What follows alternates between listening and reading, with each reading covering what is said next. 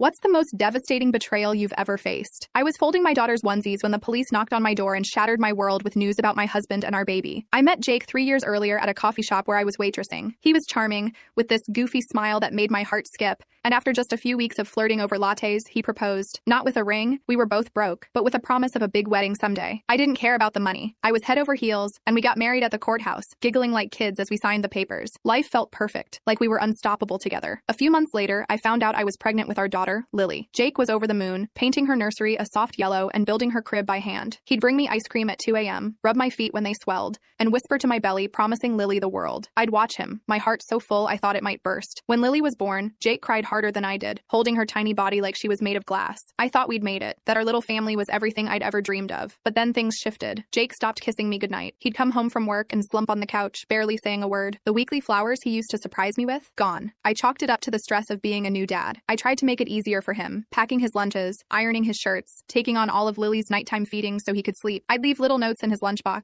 hoping to spark that old Jake back to life, but he was slipping away, and I didn't know how to stop it. One evening, Jake said he was taking Lily for a quick drive to get ice cream. I was feeling rough, probably just the exhaustion of motherhood, so I told him to go ahead. I kissed Lily's forehead, handed her to him, and watched them pull out of the driveway. An hour passed, then 2. By the 3rd hour, my stomach was in knots. I called his phone, but it went straight to voicemail. When the 4th hour hit, I was pacing, ready to call the police myself. Then came the knock. 2 officers stood on my porch, their faces grim. They told me Jake had crashed the car. Neither he nor Lily survived. I collapsed, screaming, clawing at the floor. My world ended at that moment. The officers had to hold me back because I was ready to follow them, to end it all just to be with my baby again. They took me to the morgue, and seeing Jake and Lily, my beautiful girl, still in her car seat, broke something in me I'll never fix. A few days later, my mom came over, her eyes red from crying. She sat me down and said there was something I needed to know, something the police hadn't wanted to tell me. They'd pulled the dashcam footage from Jake's car. I didn't understand why that mattered until she played it for me. The audio was muffled, but clear enough. Jake was laughing, moaning, while another woman's voice whispered something I couldn't make out. Lily was in the back seat, her soft coos barely audible over the noise. Then came the screech of tires, the crash, and silence. I sat there, numb, as the truth sank in. Jake had been with another woman, in our car, with our daughter in the back. His betrayal caused the crash that took them both from me. I wanted to scream, to hate him, to erase every moment we'd shared. But even then, a part of me remembered the man who'd built Lily's crib, who'd promised me forever. I hated myself for it, but if I could have seen him one more time, I might have kissed him, just to feel that love again before letting him go. The months that followed were a blur of grief and rage. I sold our house,